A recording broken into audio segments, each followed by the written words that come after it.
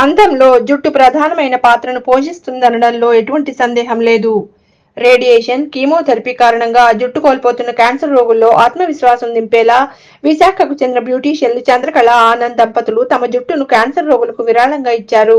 హైదరాబాద్ కు చెందిన hair donation for cancer patients సంస్థ వ్యవస్థాపకుడు శివ విశాఖకు విచ్చేసి వీరి నుంచి జుట్టును విరాళంగా స్వీకరించారు. క్యాన్సర్ కారణంగా రేడియేషన్, కీమోథెరపీ కారణంగా జుట్టు కోల్పోయిన రోగుల ఆవేదనను తగ్గించే ప్రయత్నంలో భాగంగా తన జుట్టు పూర్తిగా విరాళం ఇచ్చినట్లు తెలిపారు.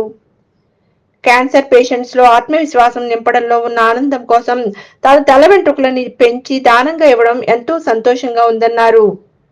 4-5 నెలల్లోనే తన జుట్టు పూర్తిగా వస్తుందన్నారు.